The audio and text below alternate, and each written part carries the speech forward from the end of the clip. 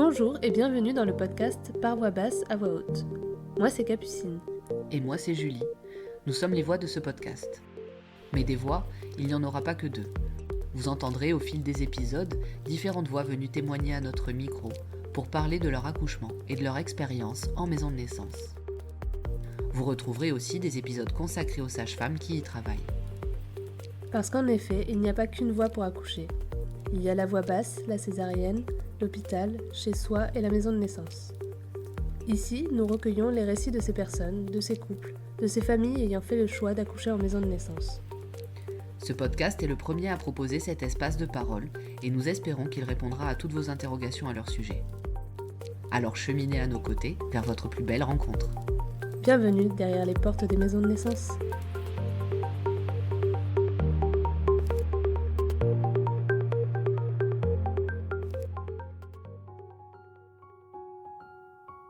Chaque personne enceinte devrait avoir le choix du lieu et de la façon d'accoucher. Léa a eu la chance, après avoir entendu le récit d'accouchement d'une amie en maison de naissance, de pouvoir préparer à son tour un projet dans l'une de ces structures. Si au début, Léa voyait la relation à ses sages-femmes dans un contexte médical uniquement, au fur et à mesure des rendez-vous et de la préparation à l'accouchement, elle construira un lien qui lui permettra enfin de se sentir pleinement à l'aise. Cette confiance aveugle accordera à Léa toute la spontanéité dont elle fera preuve lors de son accouchement, quitte à parfois parler sans ménagement.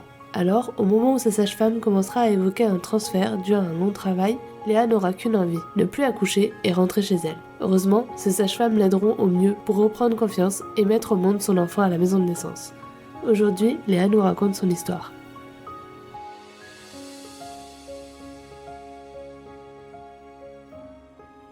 Bonjour Léa. Bonjour. Bonjour Léa et bienvenue dans notre podcast. Bonjour, merci. Merci d'avoir accepté de témoigner à nos côtés. On est très contente de t'accueillir aujourd'hui. Et est-ce que tu pourrais, pour commencer, te présenter ? Alors oui, donc je m'appelle Léa, j'ai 29 ans, j'habite à Obersteinzell, c'est à côté de Sarrebourg, c'est dans l'Est. Je suis enseignante, j'ai des CP. En passion, j'aime bien la nature et faire du sport. Et donc, j'ai mon conjoint et j'ai une fille dont je vais parler dans le podcast. Ça marche. Est-ce que tu peux nous dire dans quelle maison de naissance tu as accouché ? À Manala, c'est la maison de naissance de Célesta. Avant de commencer ton récit, on aimerait te demander de nous expliquer en quelques mots ce qu'est une maison de naissance. Alors, une maison de naissance, pour moi, c'est un endroit où, quand tout va bien dans notre grossesse, où on peut accoucher sans qu'il y ait forcément besoin d'un médecin. Ça marche, merci. Maintenant qu'on imagine un peu plus qui tu es, on va parler de la relation particulière qui se construit entre l'équipe de sages-femmes et les patients en maison de naissance. Et donc pour revenir à l'origine de ce projet et de ce suivi, on aimerait bien savoir ce qui a motivé ton envie d'accouchement physiologique. Savoir si ça venait de toi, d'une envie particulière que tu avais en tête depuis un moment, ou si c'était lié à des expériences de ton entourage ou à des lectures que tu avais pu avoir. Alors, en fait, j'ai choisi d'accoucher en dehors d'un hôpital s'il n'y a pas de souci, parce que pour moi, c'est pas comme si on doit se faire opérer, s'il y a une urgence à un accouchement. Pour moi, on peut avoir besoin d'une urgence, mais là, c'était pas... si tout était ouvert, pour moi, on pouvait éviter d'aller forcément à l'hôpital. Et c'est suite à... j'ai eu une mauvaise expérience avec un médecin. Et donc, c'est vrai que si je pouvais éviter d'avoir un médecin, voilà, c'était un choix. Un choix compréhensible suite à une mauvaise expérience. Voilà. Et comment t'as connu ces structures, les maisons de naissance ? Oh, ça fait longtemps. En fait, j'ai une amie qui a été la première à accoucher dans cette maison de naissance, mais c'était à l'ouverture de la maison de naissance, c'était il y a plusieurs années. Et en fait, elle m'a partagé son expérience et c'était la première expérience d'un accouchement détaillé que j'ai eu. Et en fait, je me suis dit, en fait, c'est génial. C'est parfait, ça répond à ton besoin a priori. Et justement, c'est intéressant ce que tu dis. Quelle image tu t'es fait des maisons de naissance avant d'entamer ton propre suivi suite à ce récit de ton ami ? Je me suis dit qu'en fait, on peut accoucher si tout va bien en dehors. On n'est pas obligé d'aller à l'hôpital sans qu'on soit en danger. C'est comme ça que je l'ai vu.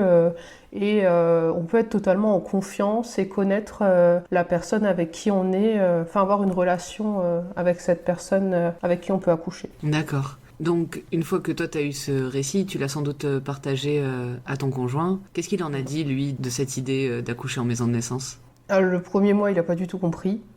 Il ne comprenait pas pourquoi je n'irais pas comme tout le monde à l'hôpital à suivre les protocoles. Et donc du coup, je lui ai dit, de toute façon, du coup, j'ai pas besoin de toi, si toi, t'y crois pas. Et donc ça a été un électrochoc. Et donc du coup, on a pris une formation avec une doula. Et puis on a pris contact avec la maison de naissance. Et puis en fait, au bout du 4e mois de grossesse, il a dit, bon, c'est bon, on y va. Voilà. Oh bah c'est super que tu aies réussi à trouver un moyen de communiquer avec lui pour qu'il t'accompagne dans ce projet. Est-ce que tu te souviens, une fois que vous aviez entamé le suivi en maison de naissance, est-ce que tu te souviens de tes premières impressions quand tu as rencontré tes sages-femmes? Oui, ça m'a énormément perturbée parce que pour moi, c'était quand même le milieu un peu médical, même si c'est pas un médecin, mais avec qui, j'avais l'impression qu'on pouvait parler et on était à l'aise. Et ce ressenti, comment il a évolué au fil de ta grossesse? Il a été que renforcé, hein. Maintenant que tu nous as expliqué un petit peu comment tu avais découvert ça, comment vous aviez abordé les choses avec ton conjoint, la doula, et cette rencontre avec les sages-femmes qui était plutôt positif, on aimerait bien savoir un petit peu comment se sont passées les visites mensuelles, donc vraiment les consultations, combien de temps elles duraient, est-ce qu'il y avait des actes médicaux? Alors, elle durait toutes entre 45 minutes et 1 heure. Il y avait énormément d'échanges, de savoir où est-ce que moi j'en étais mentalement, si j'avais eu des peurs, des doutes dans le mois qui s'était écoulé. Après, il y avait et après, on parlait d'autres éléments de la maison de naissance. En fait, c'était comme si on faisait des mini-cours de préparation à la naissance avant que ça ait commencé. On évoquait certains sujets, mais à chaque fois en disant ça sera développé plus tard. Et après, il y avait la prise de tension. Mon mari cherchait le cœur du bébé et la sage-femme mesurait l'utérus avec le ruban. À côté de ça, je faisais des prises de sang. Donc non, je ne suis pas immunisée contre la toxoplasmose. Et j'ai aussi l'urine. Après, il y a eu le streptocoque tout à la fin. Oui, en fait, comme un suivi classique finalement, rien de notable à ce niveau-là. Ouais. Ouais. Donc tu parlais de tout le moment où vous échangez beaucoup sur comment tu étais, comment tu te sentais mentalement, physiquement, etc. Est-ce que tu peux nous dire si tu avais justement des angoisses vraiment liées à ta grossesse? Oui, moi, l'angoisse, c'était clairement qu'il y ait un problème soit au cours de la grossesse, soit à l'accouchement qui m'empêche d'accoucher en maison de naissance ou qui entraîne un transfert et que je sois... qu'un médecin s'approche de moi. C'était clairement ça. Et de quelle façon, du coup, les sages-femmes ont pu t'aider à te rassurer et à t'accompagner dans cette peur?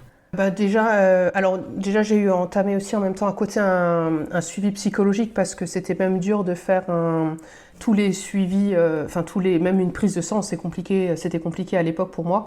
Donc elles m'ont dit que là, ça pourrait être trop un blocage si jamais il y a un transfert. Donc il y a eu ça qui a été fait à côté. Et puis en fait, on a travaillé surtout, on a déconstruit en fait un peu l'image des accouchements des films, en gros, et voir qu'est-ce qui favorise un accouchement qui peut aller bien et une grossesse aussi qui peut pour aller au mieux, quoi. Mm. C'est chouette en tout cas si tu as pu bénéficier de cet accompagnement et que ça t'a aidé justement à avoir une pensée plus sereine vis-à-vis de tout ça. On sait qu'en maison de naissance, il est souvent d'usage de tutoyer les sages-femmes. Est-ce que ça a été le cas pour toi? Et comment t'as vécu ça, si ça a été ton cas? Alors ça a été le cas, elles m'ont tutoyé dès le départ et moi, c'était que à la fin. Moi, j'ai plus de mal avec ça, mais c'était pas contre elles, pour moi, il y avait quand même encore la relation un peu médical-patient. Et en fait, c'est vers peut-être 6 mois, j'ai réussi à passer le cap du tu, mais pas avant. Ça peut se comprendre. Tout à l'heure, tu évoquais que pendant les consultations, en fait, vous parliez de sujets qui allaient être abordés en cours de prépa. Du coup, maintenant, est-ce que tu peux nous dire un petit peu comment se sont passés ces cours de préparation à la naissance, en termes de thématiques, de durée ou de fréquence? Alors en fait, on avait donc c'est une équipe de 3 sages-femmes et avec qui on aurait pu être à l'accouchement. On ne savait pas laquelle des 3 serait d'astreinte. Et donc chacune proposait des thématiques différentes et nous on piochait dans ces thématiques. On en a fait sur l'allaitement, sur les positions favorables, sur l'implication du mari, sur le postpartum. C'était ça. Et donc ça durait pareil 1 heure. Et on les a commencés à partir du 4e mois. Il y en avait 1 ou 2 par mois, ça dépendait de comment on s'organisait avec les sages-femmes. Pour qu'on ait au moins vu au moins 2 fois chaque sage-femme qui pouvait être présente au moment de l'accouchement. Tout à l'heure, tu disais justement déconstruire l'image que tu te faisais par rapport à un éventuel transfert, si besoin. Est-ce que ça a été une des thématiques abordées ? Alors ça, on l'a fait, pas en cours de préparation, mais on a fait un rendez-vous en plus. En fait, on a visité la maison de naissance et on a parlé de toute la différence en fait par rapport à l'hôpital. Mais en même temps, comme ça, c'était si jamais il y a un transfert, que les deux soient envisagés. Enfin, je ne sois pas non plus bloquée. Oui, que tu saches un petit peu aussi le déroulé d'une situation de transfert, j'imagine, le jour de l'accouchement.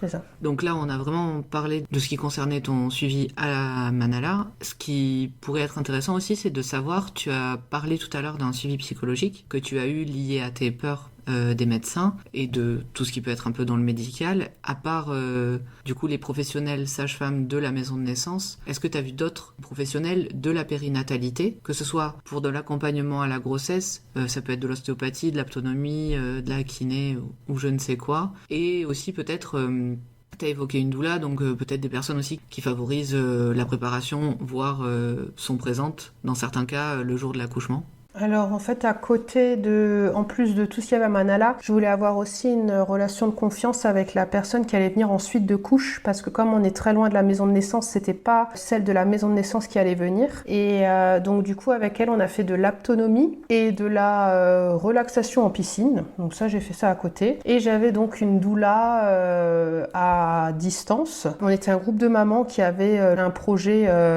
d'accouchement au mieux que ça peut se passer. Donc on était tout le temps, on parlait, c'était ouvert 24 heures sur 24 et la douleur répondait au moins dans la matinée, dans la journée. J'ai vraiment eu un accompagnement psychologique ou mental, je sais pas comment dire, mais vraiment énorme, en plus à côté de Manala. C'est super. Et l'aptonomie, ça vous a apporté quoi ? Ça a permis à mon mari de comprendre qu'il pouvait déjà entrer en relation avec le bébé, par exemple pouvoir le déplacer ou voir comment aussi on pouvait me soulager et comment ça aurait pu m'aider peut-être à l'accouchement. C'était aussi en fait un peu une ressource qu'on pouvait avoir si jamais ça se présentait. D'accord. Et la relaxation en piscine, c'était chouette ? Oui, c'était très chouette, oui, ça m'aidait à me relaxer, oui. Ouais, ça doit être agréable ça. Par rapport à ton suivi à Manala, comment tu te sentais à l'idée d'être suivie par donc ce trio de sages-femmes du début à la fin ? Alors, pas jusqu'au postpartum dans ton cas, vu que tu viens d'expliquer que ça allait être la sage-femme avec qui vous avez fait l'aptonomie, mais en tout cas tout au long de ta grossesse et le jour de ton accouchement. Alors c'était un peu ambivalent. D'un côté parce qu'en fait on a fait tous nos rendez-vous mensuels avec la même personne et juste 2 cours de préparation à la naissance avec les autres. Et donc du coup, j'avais l'impression que, en fait, au début j'ai eu même peur de me dire, mais en fait je suis attachée à une sage-femme et j'avais peur de pas m'attacher aux autres et en fait ça n'a pas du tout été un problème.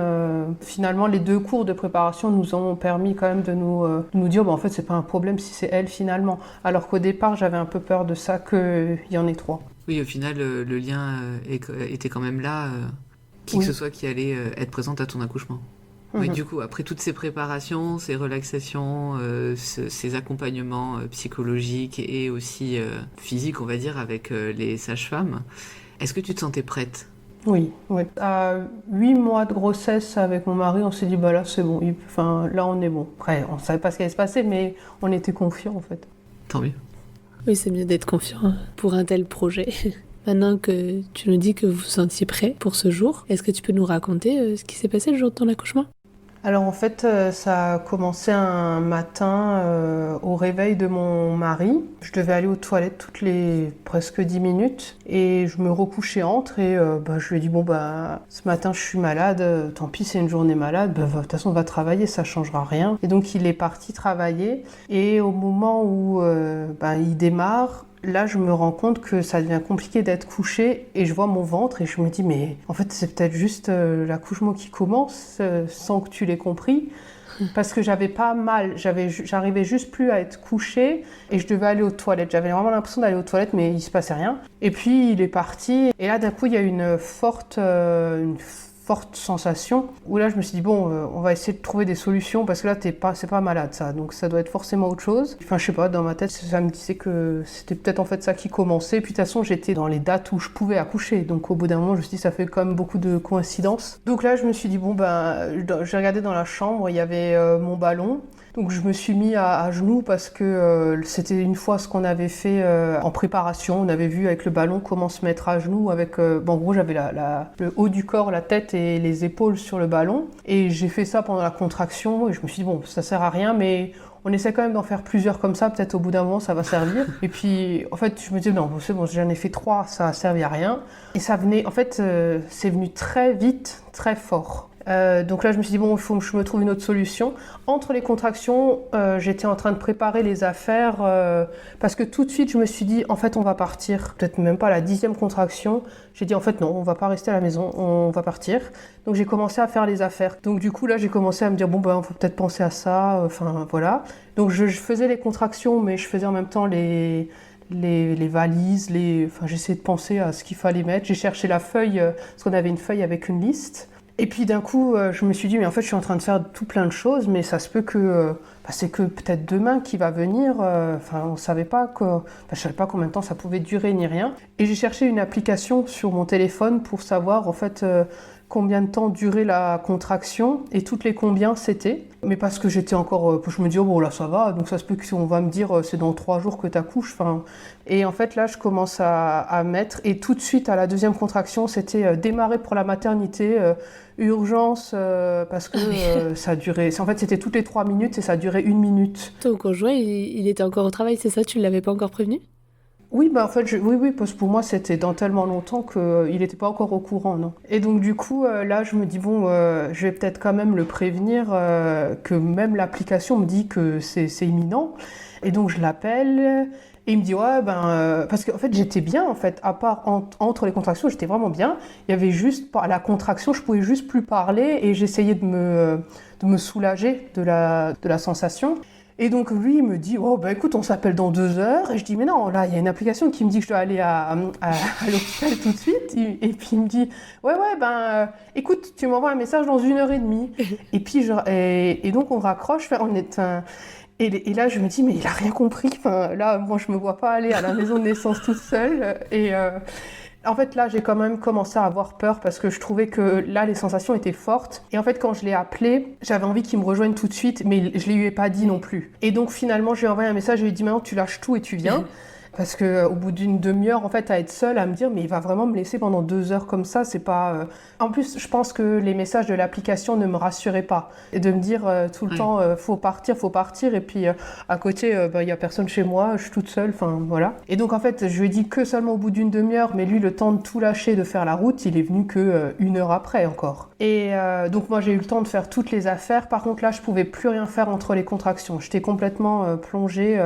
J'arrivais plus du tout à me couper. Je changeais régulièrement de position. En fait, à chaque fois, je me disais, mais je trouve rien qui m'aide. À chaque fois, on nous dit, ça peut vous aider, ça peut vous aider, et je trouvais pas. Et donc, ce que j'ai fini par faire, c'est d'aller sous la douche, de mettre un tapis de gym au sol, de mettre le ballon. Je me suis assise sur le ballon et j'avais le jet de la douche dans le dos, parce qu'en fait, j'avais les contractions dans le dos. Et ça m'inquiétait parce que pour moi, un accouchement, c'était par le ventre. C'était les sensations dans le ventre. En fait, j'avais peur de mes contractions. Je luttais contre mes contractions et je me disais, oh punaise, elle va revenir. Et ça va être... Donc, j'étais pas dans un bon cercle, à la base. J'avais vraiment... j'avais peur, vraiment. Et quand donc mon mari est arrivé, il voit toutes les affaires dans la maison et puis il me dit, mais on fait quoi? Et je dis, on part, là tout de suite, on démarre. Et il me dit, ah bon, mais il faut au moins qu'on les appelle, parce que normalement, il nous avait dit que vous nous appelez et on voit si vous venez tout de suite, voilà. Et je dis, tu fais ce que tu veux, t'appelles si t'as envie, moi je te dis que je pars. Et donc je suis quand même restée j'étais encore quand même sous la douche. Et donc le temps que moi je me sèche et tout, il a appelé la sage-femme. Et la sage-femme commence à demander depuis combien de temps je vis des contractions. Donc là, je dis, ça fait 4 heures. Et là, il y a une contraction et en fait, je gérais pas du tout la contraction. Comme je luttais, je criais vraiment presque aigu. J'avais peur et j'étais complètement crispée. Et là, la sage-femme, elle dit ah oui, là, va falloir venir rapidement. Et donc là, ça nous a fait peur à tous les deux parce que nous, on s'était dit, on va l'appeler et puis elle va nous dire, oh bon, ça va, ça fait que 4 heures, ça va. Et quand elle a entendu ma contraction, elle a dit, ah oui, là, parce qu'on avait 1h45 de route, elle a dit, ah oui, quand même, là, vous allez prendre rapidement la route. Et puis d'un coup, elle dit, mais au fait, elle a mangé. Et alors là, en fait, j'étais même plus sympa. Hein. J'ai dit, mais qu'est-ce qu'on en a à foutre et donc, et là, elle a dit, oui, vous allez prendre la voiture et vous allez venir quand j'ai répondu ça. Et donc, du coup, il a raccroché. Je lui ai dit, mais non, mais en fait, on devait juste les prévenir que j'étais en train d'accoucher, mais pourquoi on devrait partir maintenant? Et mon mari était complètement perdu en disant, mais tu viens de me dire on démarre, je les appelle, ils me disent de venir et tu me dis maintenant on part pas. Enfin, j'étais complètement perdu. Et donc du coup, je lui dis, bah maintenant, viens, tant pis, on les a appelés, elle nous attend. Donc on savait que dans 2 heures, on se rejoignait à la maison de naissance pour avoir juste le temps, nous, de me rhabiller, moi, d'aller dans la voiture et peut-être s'il fallait s'arrêter, enfin on savait pas. Donc on s'est dit dans 2 heures, on se rejoint à la maison de naissance. Donc je me suis rhabillée. Et là, j'ai eu je sais pas pourquoi, donc je lui ai expliqué que je vais me mettre derrière et qu'on va rentrer mon ballon de grossesse dans la voiture, ce qui servait strictement à rien parce que je pouvais pas me mettre dessus, parce que c'était énorme. Et puis il me disait, mais ça sert à rien. Je te dis que je partirai que avec mon ballon. Donc en fait, il l'a mis dedans et je lui ai dit, ça sert à rien. Et puis on l'a ressorti, enfin n'importe quoi. Donc on a sorti le ballon. Et en même temps, j'avais encore toutes les contractions qui venaient très très vite et très très fortes. Donc encore avant de partir, je me suis mis au rebord de fenêtre à gérer une contraction et mon mari m'a encore dit bon bah c'est bon, toute la rue est au courant maintenant et donc je me suis mis à l'arrière, je sais pas, je lui ai juste dit écoute je m'attacherai pas, je me mets à l'arrière et je vais voir comment je vais me soulager parce que là on savait qu'on avait 1h45 de route en gros. Ce qui est énorme quand t'as des sacrées contractions comme tu es en train de décrire. Oui. C'est énorme parce qu'en plus les chaos de la route ça a tendance à jouer. Ben finalement en fait non, parce que il a commencé à rouler et en fait je me suis fait totalement bercer par le moteur et j'étais super bien. Donc quand il y avait une contraction, je lui ai même dit à un moment mais en fait il y a des contractions mais je les sens plus. Mais c'est pas que je les sentais plus, c'est qu'elles me faisaient plus mal, j'étais plus contre elles en fait. Et là, je me suis rendu compte que je peux vivre totalement différemment mon accouchement, parce que j'avais toujours des contractions, je chantais quand même qu'elles servaient à quelque chose, mais j'étais plus contre elles. Et donc, en fait, là, moi, la route m'a vraiment aidée, m'a vraiment changé dans mon état d'esprit, m'a rassurée aussi en me disant, en fait, je suis pas obligée de vraiment...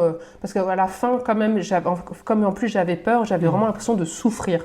Et là, en prenant la voiture, je n'avais pas cette souffrance. Je chantais, il se passait quand même quelque chose, hein, et c'était quand même fort, mais ça faisait pas mal.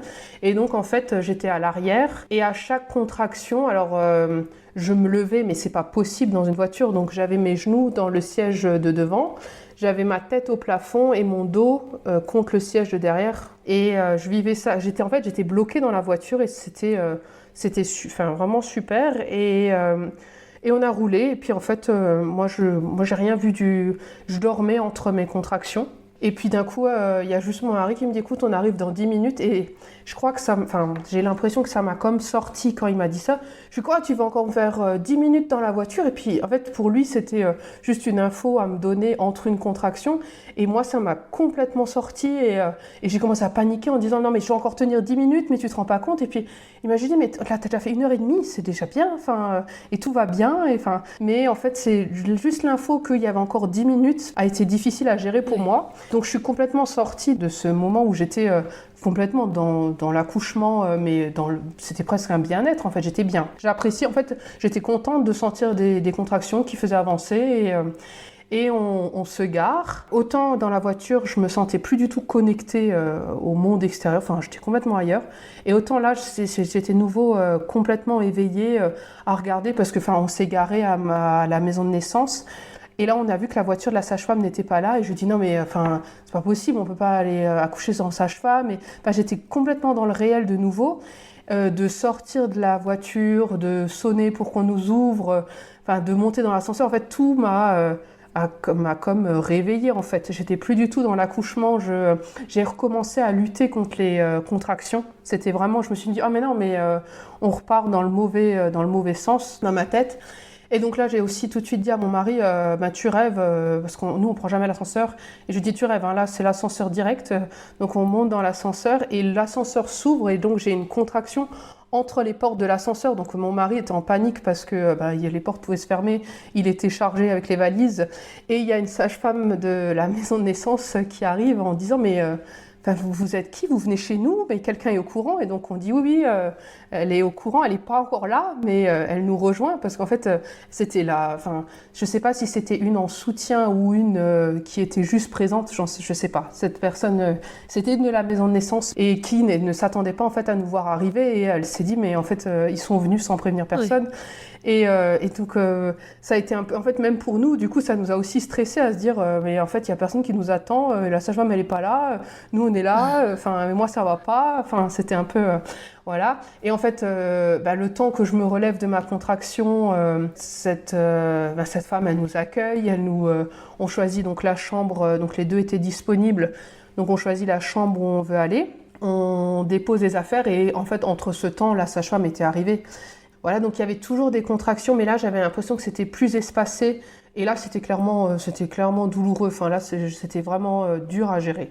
Vraiment, j'arrivais pas à me détendre, j'étais très crispée, c'était pas du tout agréable en fait. Et comme j'étais positive au streptocoque, il fallait me faire me piquer pour que j'ai des médicaments. Donc la sage-femme qui nous a rejoints a essayé. En fait, elle n'arrivait pas à me piquer. Et puis en fait, moi, en plus, j'étais pas bien et donc j'arrivais pas à rester immobile avec ma main. Donc elle a demandé à la sage-femme de renfort de me faire me piquer. Et donc en fait, pendant qu'elle faisait ça, j'ai dû gérer 2 contractions couchées. Et là, je me suis dit clairement, c'est impensable que je reste couchée. Et donc j'ai fait 2 contractions et puis d'un coup je lui ai dit bon maintenant tu me laisses me lever. En fait j'étais pas du tout sympa avec les sages-femmes alors que c'est pas comme ça que je suis normalement mais... C'est normal et c'est attendu, les sages-femmes elles ont l'habitude qu'on les malmène un peu des fois. Oui, c'est un moment particulier, elles sont conscientes de ça. Mm-hmm.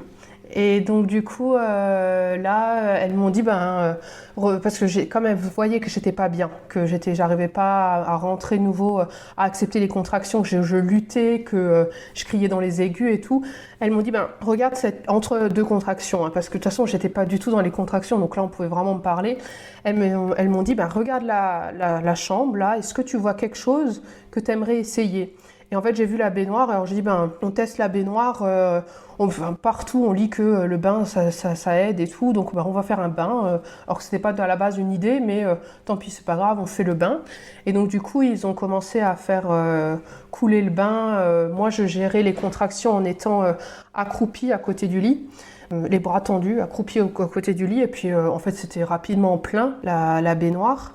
Et donc du coup, je suis rentrée dans le bain et en fait, j'avais à peine mis une cheville dedans que j'ai dit que tout le monde se fiche de nous parce qu'en fait, ça détend rien du tout.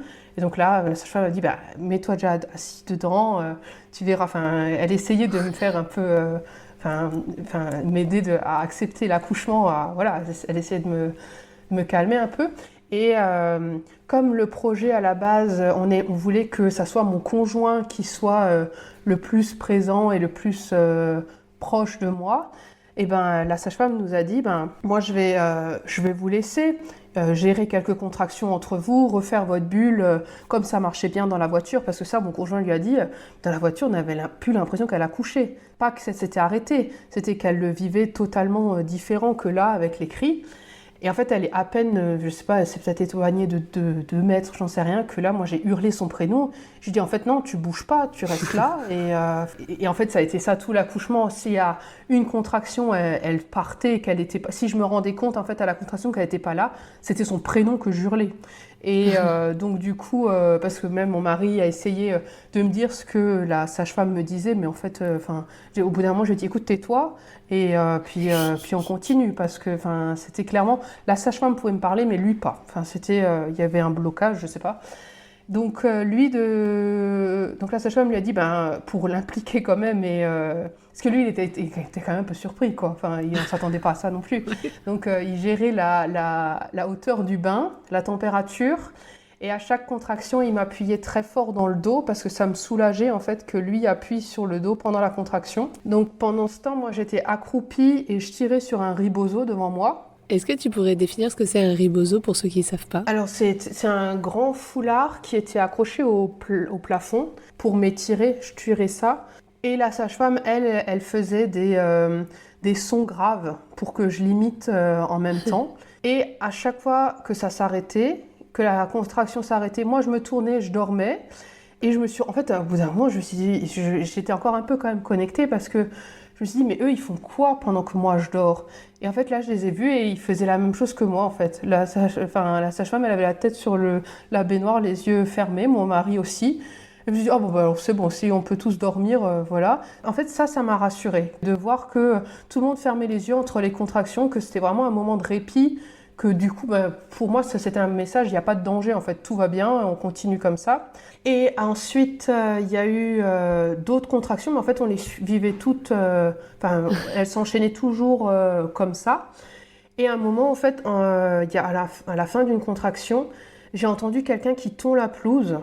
Et je me suis dit, bon, bah, c'est pas l'apocalypse en fait. S'il y a quelqu'un qui sort sa tondeuse, c'est qu'en fait ça va, c'est qu'il n'y a aucun danger pour personne. Et ça m'a vraiment permis de rentrer dans mon accouchement, ça, de me dire, il y a quelqu'un qui est en train de tondre. Et là, d'un coup, je me dis, en fait, bon, ben, j'ai vraiment faim là. Et la sage-femme me dit, ah, ben, on peut te donner un verre d'eau. Je dis, non, j'ai faim. Et elle me dit, ben, alors un jus de pomme. Alors j'ai regardé mon mari, je lui ai dit, mais elle comprend pas. Quand moi j'ai faim, c'est pas, je veux pas boire, j'ai faim. Et donc elle me demande, mais tu aimerais manger quoi? Alors je lui ai dit, ben, tout ce que nous on a ramené, c'est du flocon d'avoine. Voilà, je sais que dans ma valise il y a du flocon d'avoine. Et puis elle me dit, ah ben, moi j'ai des pâtes. Je fais, bah c'est cool, mais moi je les ai pas, donc ça me change rien. Et elle me dit, ben moi je peux te donner mes pâtes. Je te mets un peu d'huile dessus et je peux te donner mes pâtes. Et donc du coup en fait, la sage-femme me donnait, entre les contractions, m'a donné son tube de pâtes. Parce que j'avais vraiment faim, mais parce que ça faisait en fait super longtemps que j'avais pas mangé. Et j'ai aussi énormément bu pendant que j'étais dans la baignoire. Et à un moment, je lui ai dit, je crois que ça sert plus à rien là d'être dans le bain. Ça m'aide, mais je sais pas, j'ai envie de sortir. Elle m'a dit, ben c'est super parce que on te l'aurait rapidement proposé là, mais que si ça vient de toi, ben c'est encore mieux. Donc il n'y a pas de souci. J'aimerais juste moi savoir où est-ce que tu en es. Est-ce que tu es d'accord ou pas? Donc j'ai dit oui, il n'y a pas de souci. Et donc elle m'a fait un toucher vaginal, mais elle m'avait bien dit, je te dirai pas où tu en es. Et je lui ai juste dit, mais ça va? Elle me dit très bien. Et puis j'ai regardé mon mari, je fais, bah, c'est bon, elle a dit très bien, alors que ça voulait rien dire. Mais ça nous a, voilà, la réponse nous a suffi, quoi.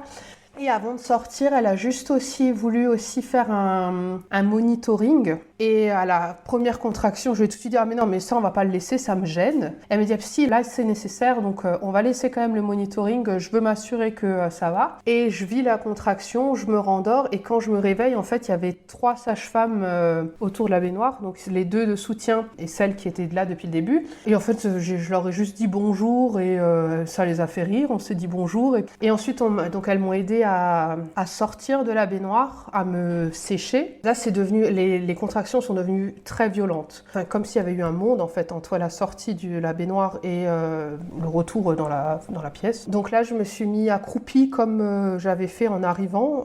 J'étais accroupie, les bras tendus à la baignoire. J'ai géré quelques contractions comme ça, mais je lui disais, mais là, je comprends pas. Enfin, là, on est vraiment dans l'intensité. Et elle me dit, oui, mais ça va. Je te dirai si jamais moi ça m'inquiétait, mais moi je suis pas inquiète, ça va. Et elle me dit, par contre là j'aimerais te proposer plusieurs choses. Donc c'était entre les contractions qu'elle me disait ça. Et moi j'ai dit, oh, bah, de toute façon, peu importe ce que tu me proposes, on le fait. Moi, si tu me proposes, enfin voilà. Donc du coup, d'abord, elle a décroché du coup le rebozo qui était accroché. Donc j'étais à 4 pattes sur le lit et elle m'a secoué le bassin avec le rebozo. Et alors sur 3 contractions, mais je lui ai clairement dit, ça va pas du tout. Là, je l'ai vraiment détesté. Là, je lui ai dit, écoute, là, c'est horrible ce que tu es en train de me faire. Et elle me dit, oui, mais si c'est peut-être juste pour t'aider. Ensuite, elle m'a demandé d'aller aux toilettes parce qu'elle m'a dit, en fait, tu as quand même bu plusieurs litres là pendant quelques heures. Ça serait bien quand même que tu ailles aux toilettes. Et alors, je lui ai dit, mais j'ai absolument pas besoin d'aller aux toilettes. Et j'étais complètement bornée parce qu'en fait, Elle me dit, mais essaye quand même. Je suis allée aux toilettes, j'ai même pas essayé, parce que je me suis dit, mais si j'ai pas besoin, moi, j'essaye pas. Et donc, je suis revenue et elle m'a dit, alors, j'ai même pas, enfin, je lui ai dit, j'ai même pas essayé, j'ai pas besoin. Et donc, elle m'a dit, mais alors, du coup, j'aimerais bien qu'on vide la vessie parce que ça pourrait bloquer, vu la quantité de liquide que tu as bu. Donc là, j'ai dû gérer 2 contractions couchées. Et là, ça a été affreux. Clairement, d'être couchée, pas l'acte, j'ai rien senti quand elle m'a vidé la vessie, mais c'était vraiment d'avoir été couchée, de vivre les contractions couchées. J'étais vraiment pas bien. Et ensuite, elle me dit, bon, si ça te va maintenant, on t'habille, parce que en fait, moi, dès que je suis arrivée à la maison de naissance, j'étais nue. Et elle me dit, maintenant, on s'habille, et puis on va aller marcher dans l'hôpital. Et alors, je dis, ah, ben alors là, tu rêves. Enfin, il y a bien un endroit, si je suis venue à une maison de naissance, c'est pas pour aller me promener dans un hôpital pendant que j'accouche. Enfin là, j'ai complètement bloqué. Voilà. Et puis elle me dit, mais tu acceptes de marcher où? Je fais, mais même sur le parking, même sans habit, je m'en fous. Alors elle me dit, non, on va quand même pas aller sur le parking. Mais du coup, on s'est promené. Enfin, on faisait des tours. Enfin, à la base, on aurait dû faire des tours juste dans la maison de naissance, dans le couloir, dans l'entrée. Et en fait, les contractions étaient tellement violentes que quand il y avait une contraction, je me jetais au sol et elle avait peur que je m'ouvre en fait les genoux. Donc du coup, elle a dit, bon, on va retourner dans la salle, au moins il y a des tapis au sol. Donc quand je me claque au sol, au moins j'ai un tapis. Et donc en fait, finalement, on n'a même pas fait un aller-retour et je suis revenue dans la pièce. Et donc là, elle m'a dit, maintenant, j'aimerais te montrer une position et on essaye. Alors j'ai dit, ben oui, s'il n'y a pas de souci, enfin, s'il faut faire une position. Et donc du coup, il y avait un espalier, c'est une échelle avec des barreaux en bois qui était sur le mur et sur le plafond. Et elle me dit d'abord, est-ce que en voyant ça, tu as envie de faire une position? Et en fait, moi je dis, bah ouais. Et je me mets comme un singe. J'étais accrochée en fait au plafond, comme les 2 mains et les deux orteils, comme un singe suspendu. Et j'ai fait 2 contractions comme ça, et elle me dit, mais ça va? Je dis, je me sens pas du tout en sécurité, mais ça va super bien. Elle me dit, ah ben non, si t'as peur de lâcher, parce que comme j'étais au plafond, même s'il y avait un tapis, elle était quand même pas. Et donc du coup, elle me dit, ben non, on va essayer quand même autre chose que tu te sentes au moins que t'aies pas peur, quoi. Donc on était en face de l'espalier, j'avais les bras tendus, j'avais une jambe qui était pliée contre l'espalier et une jambe tendue. Et là, elle me dit, maintenant, dès que tu as une contraction, tu vas pousser. Et puis je lui dis, mais non, en fait, moi je vais pas pousser là, j'ai pas du tout envie de pousser. Rebelle jusqu'au bout. À ce moment-là, oui. Et alors elle me dit, bah si là, si je te le demande, tu sais, c'est qu'il y a quand même une raison. Donc là, il y avait de nouveau les 3 sages-femmes. Et là, ça a été très dur pour moi.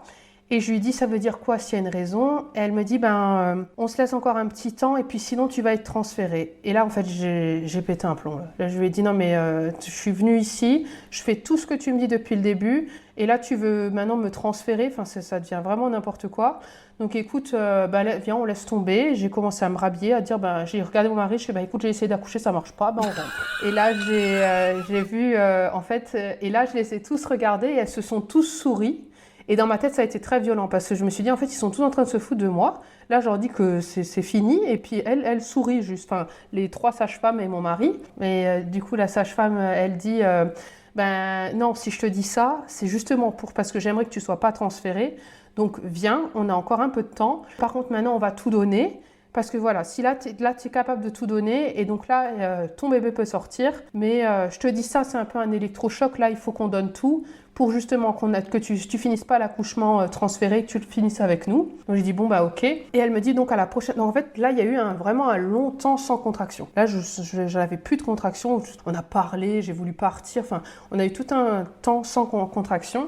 Et puis, du coup, je me suis remis à la position qu'elle voulait. Et je me suis mise à pousser. Elle me dit, mais non, là, il n'y a pas de contraction, ne te mets pas à pousser. Et j'étais incapable de lui dire, mais moi, dans ma tête, je lui disais, mais elle comprend pas que là, il n'y a plus de contraction. Ça, c'était comme si ça s'était arrêté. Donc, je poussais... mais en plus je sentais que c'était dans le vide. Enfin, je me disais, mais là, je pousse pour faire plaisir, mais c'est pas du tout. J'avais pas l'impression que ça servait à quelque chose. Et d'un coup, il y a eu des contractions qui sont comme revenues. Que je ressentais de nouveau très fort. Donc là, ça a été assez violent. Et je lui disais, ça marche pas. Écoute, j'essaye de tout faire, mais j'y arrive pas. C'est beaucoup trop douloureux. J'ai l'impression que que je vais pas y arriver. C'est trop dur.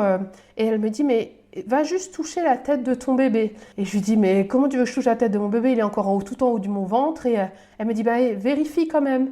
Et en fait, il était juste... bon, la tête n'était pas encore sortie, mais j'ai senti mon enfant, en fait. J'avais ma vulve qui était en train de s'ouvrir, même si la tête n'était pas encore sortie.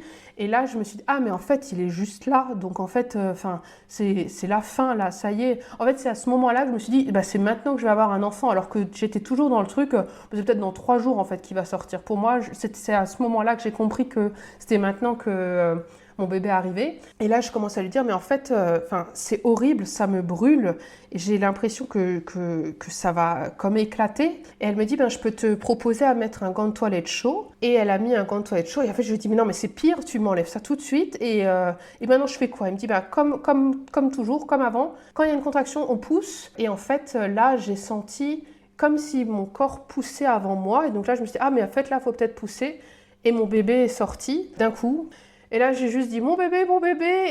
Et donc, en fait, la sage-femme a dû plonger parce que moi, j'étais debout et le bébé est sorti d'un coup. Donc, en fait, moi, j'ai vu la sage-femme plonger en dessous, attraper le bébé. Moi, j'ai crié mon bébé. Et les deux autres sages-femmes m'ont tout de suite prise sous les bras parce qu'apparemment, j'étais en train de tomber en arrière. Enfin, je ne l'ai pas remarqué. Et donc, du coup, j'ai attrapé mon bébé. Elles m'ont amenée sur le lit. Je me suis couchée sur le lit. Là, elles sont toutes parties. Et nous, on a juste profité. Et puis, d'un coup, il y a la sage-femme qui toque à la porte et qui dit « faudrait juste penser au placenta ». Et je regarde mon mari, je fais « mais tu peux juste me dire, en fait, c'est une fille ou un garçon ?» Donc, il soulève le bébé avec le cordon, j'avais encore le placenta en moi. Et il me dit « c'est un garçon ». Je lui ai juste dit, cool. Et puis la sage-femme m'a fait, non, faudrait quand même qu'il vérifie un peu mieux. Et en fait, c'était une fille. Et donc, du coup, on a appris que c'était une fille. Et puis, elle me dit, comment on fait pour la sortie du placenta? Parce que là, au niveau du protocole de l'hôpital, faudrait qu'il sorte maintenant. Ça serait bien que là, ça dure pas plus. Et alors, je lui ai dit, mais moi, je ressens plus rien. J'étais couchée avec mon bébé sur moi. Je sais pas. Et je lui ai dit, je sais même pas sortir un placenta. Autant le bébé, j'ai compris, mais alors le placenta, je sais pas. Elle me dit, on va refaire la position que... d'abord, elle me demande, est-ce que tu veux qu'on coupe le cordon ou pas? Alors, je lui ai dit, je veux savoir s'il bat encore. Elle a touché le cordon, elle a dit, j'ai un doute. Alors, je dis, non, s'il y a un doute, on coupe pas. Donc, je me suis nouveau mis accroupie. C'est la position que j'avais le plus longtemps à cet accouchement. Et elle me dit, je vais juste faire un rond avec le cordon. Donc là, tout de suite, je dis, non, on a toujours dit, on tire pas sur le cordon. Elle me dit, non, je veux pas tirer, je veux juste faire un rond. Et toi, tu essayes de pousser. Et en fait, j'ai même pas eu besoin de pousser. Elle a fait le rond et tout est sorti. Je me suis recouchée sur le lit. Et là, je lui ai juste dit, mais là, tu pars pas. Moi, je veux savoir, est-ce qu'en fait, il y a un danger? Est-ce que, moi, il y a un problème pour mon bébé ou pour moi? Et là, elle m'a juste dit, mais on n'est jamais une maman sur ce temps. Si on a peur ou s'il y a un problème, donc là tu penses à rien, tu profites, et puis on viendra tout à l'heure pour peser et pour voir, faire d'autres examens au bébé, mais commence pas à penser à ça. Et du coup mon mari allait juste faire chauffer notre repas et puis on a mangé notre repas avec le bébé. Ouais, c'est chouette. Il y a eu tout un temps où, entre le moment où ton mari prenait la température et la hauteur du bain, et là, à la fin, oui, où t'as pas trop parlé de ton mari, il était, j'imagine, présent. Quel a été son rôle dans toute l'aventure de l'espalier, et puis le moment où tu dis que vous allez rentrer? Comment il t'a accompagné dans toutes ces étapes-là?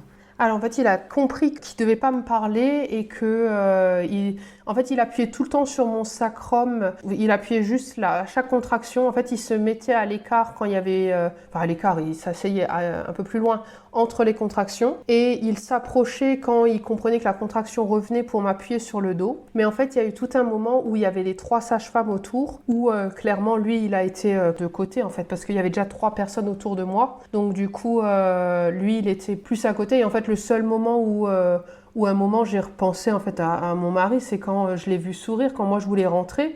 Et en fait, je me suis dit non mais il est juste venu pour leur sourire. Voilà, moi ça a été... Et en fait, c'est vrai que du coup, c'était un peu plus dur pour moi de l'intégrer. J'y ai plus pensé, quoi. Après, ça peut se comprendre, hein, chacun vit son accouchement à sa façon. Et du coup, avec tout ce que tu viens de raconter, c'était assez drôle. C'était plein de rebondissements, c'était intéressant. Comment tu pourrais dire que la relation qui avait été construite avec tes sages-femmes depuis le début de votre suivi t'a aidé tout au long de ton accouchement finalement? Bah, clairement, j'avais complètement confiance en elle. Enfin, par exemple, elle m'a dit, ben là, je vais te proposer une position. Enfin, je savais que si elle faisait ça, si elle intervenait, c'est que ça avait un sens. Donc, du coup, il y avait, enfin, pour moi, dès qu'elle intervenait ou qu'elle s'approchait de moi, c'était que, bah là, elle va m'aider. Enfin, je la voyais vraiment. Enfin, pour moi, c'était même tout l'accouchement. En fait, j'ai voulu qu'elle soit à côté de moi.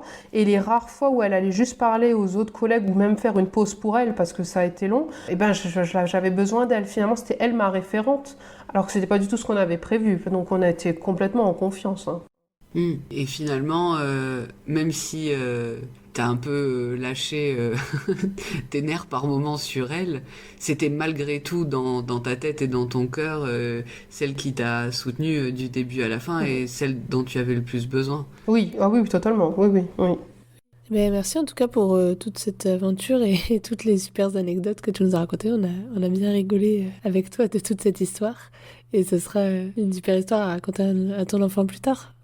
Tout à l'heure, donc tu as terminé ton récit sur le moment où les sages-femmes vous laissent tous les trois avec donc une petite fille et pas un petit garçon dans le lit pour vous reposer et ton conjoint qui va faire chauffer votre repas.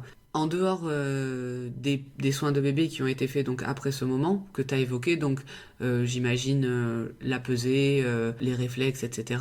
Est-ce que tu pourrais nous dire ce que les sages-femmes ont fait pour toi particulièrement juste après l'accouchement, mais vraiment pour toi en tant que femme qui vient d'accoucher? Alors en fait là il y a une des sages-femmes de soutien qui m'a proposé d'aller prendre une douche et moi j'ai pas compris ça et elle me dit mais ça c'est juste pour te faire du bien et moi je peux venir avec toi, mais c'est vrai que souvent on propose une douche mais elle m'a dit tu peux dire non et en fait il y avait deux mamans qui étaient en train d'arriver. Donc du coup, on devait libérer la chambre. Donc elles arrêtaient pas de s'excuser parce que on devait quitter la chambre alors que normalement on est censé rester dans la chambre enfin les heures là. Donc je suis allée me doucher avec une des sages-femmes. Elles m'ont aussi expliqué que quand je vais aller aux toilettes, ça peut être compliqué parce qu'en fait donc j'ai eu une déchirure mais elles m'ont proposé de mettre de l'argile dessus, de pas faire de point. Et donc du coup, elles m'ont dit par contre quand je vais aller aux toilettes, ça peut brûler. Donc elles m'ont, alors, je sais pas si elles ont troué le bouchon ou, mais j'avais une bouteille d'eau pour aller aux toilettes à me mettre sur le sexe pendant que j'urinais. Finalement, elles m'ont demandé si on restait ou si on partait. Et puis moi, je dis, ben on part, hein, on va pas rester chez vous. Et là, elle me dit, mais en fait, il est 23h, vous pouvez pas déclarer la naissance. Et comme vous avez 1h45 de route, nous, on vous conseille de dormir ici pour que le lendemain, quand la mairie ouvre, vous allez déclarer. Mais elle a dit, mais on vous oblige pas à rester là. Mais c'est juste que votre conjoint, demain, il n'a pas besoin à faire presque 4 heures de route juste pour déclarer. Et en fait, là, moi, j'avais pas du tout de conscience du temps. Donc, j'avais pas compris que c'était la nuit. Et donc j'ai dit bah oui, mais là vous venez de nous dire il y a deux personnes qui viennent accoucher et donc elles nous ont fait un lit d'appoint dans une autre pièce et elles restaient disponibles la nuit, mais en fait moi j'ai juste dormi la nuit, je les ai pas sollicitées.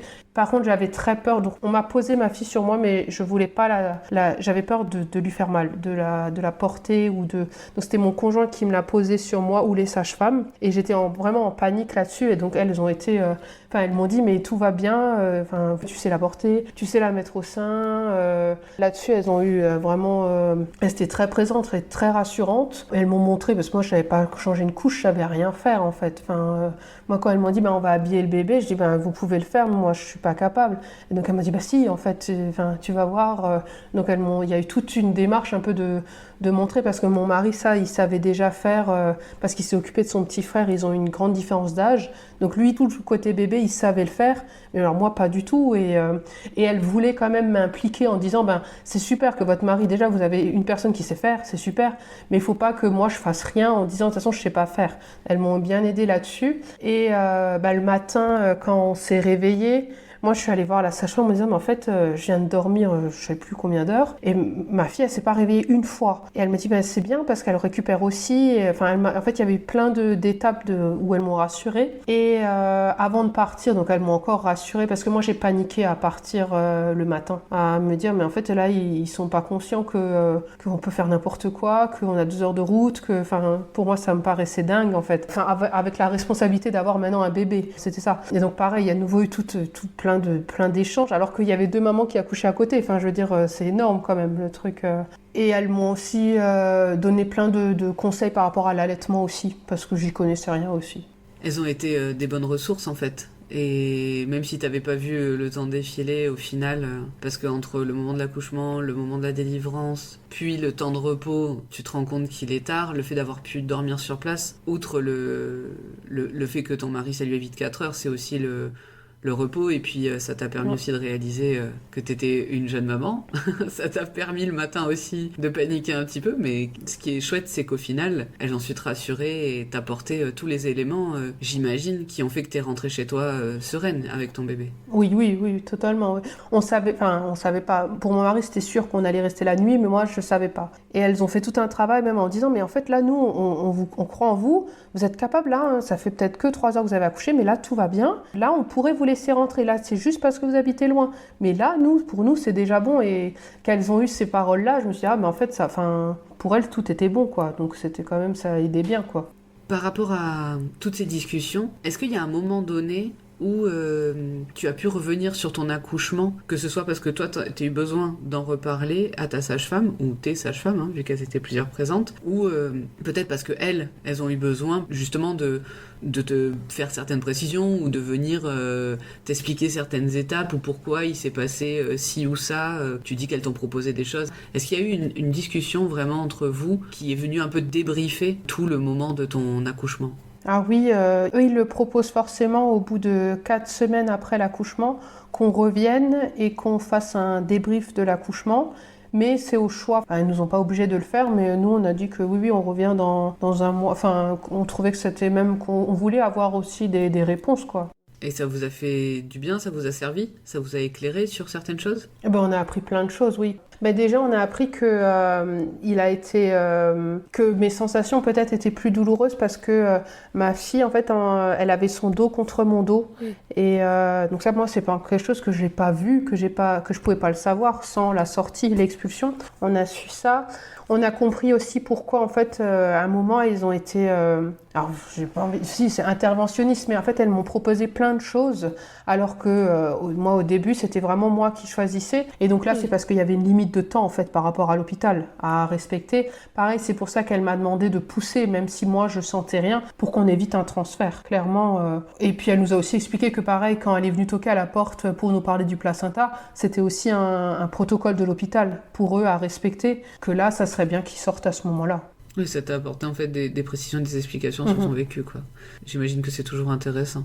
Est-ce que tu peux nous expliquer en quelques mots aussi comment s'est passé ton suivi postpartum, vu que tu nous disais au début qu'à cause de la distance, ça ne pouvait pas être les sages-femmes de Manala. Comment il s'est déroulé le postpartum dans ton cas? Combien de temps il a duré? À quelle fréquence la sage-femme est venue? Parce que j'imagine que c'était à domicile et peut-être après c'est toi qui allais à son cabinet. Est-ce que tu peux nous expliquer un petit peu ton postpartum à ce niveau-là, s'il te plaît?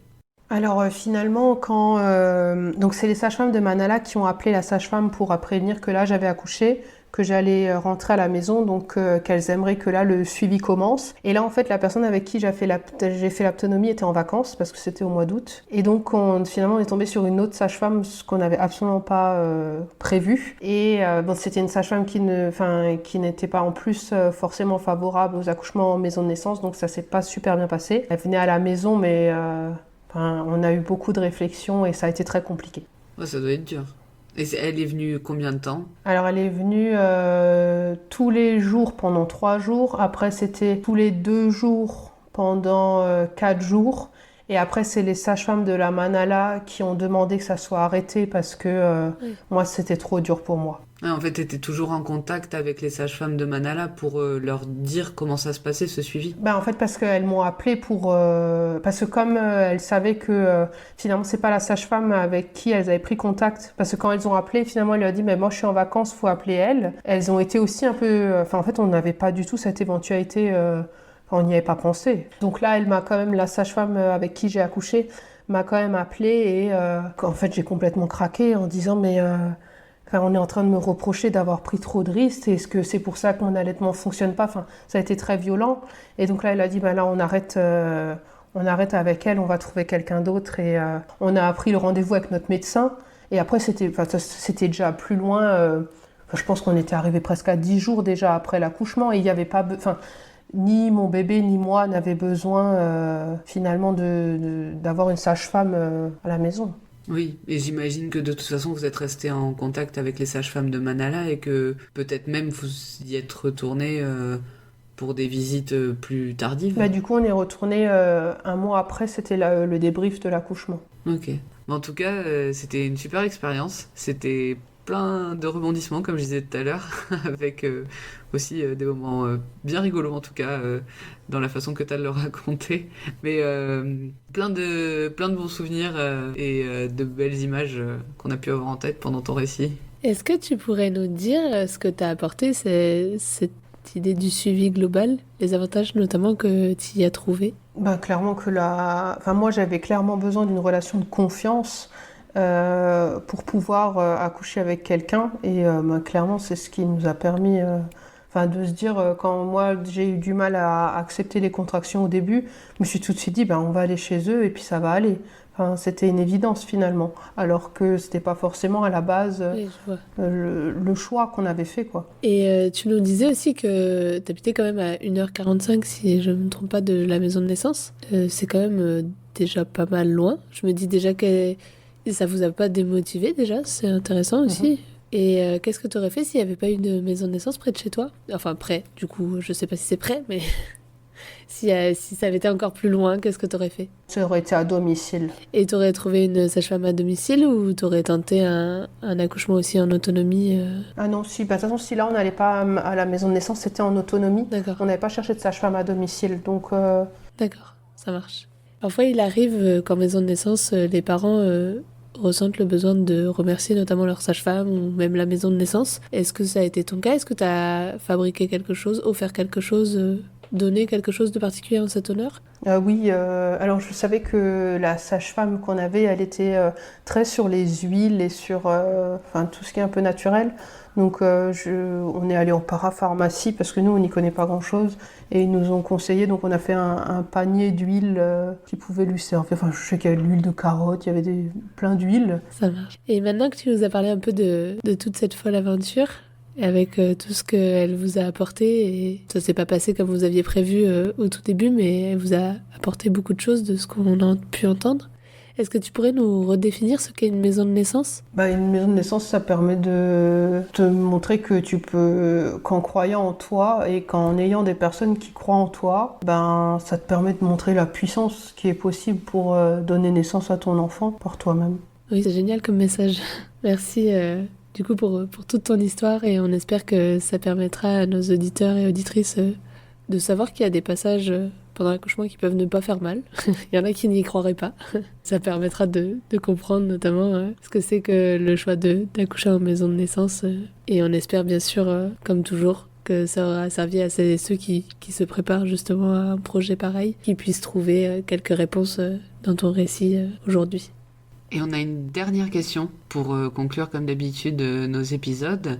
Est-ce que tu aurais un petit tips ou une petite astuce à partager à toutes les personnes qui nous écoutent et qui se préparent à un projet d'accouchement? Quelque chose qui, toi, a pu t'aider, que ce soit pendant ta grossesse ou le jour J? Une petite astuce propre à toi, à ton histoire, qui pourrait aider nos auditeurs à traverser cette aventure.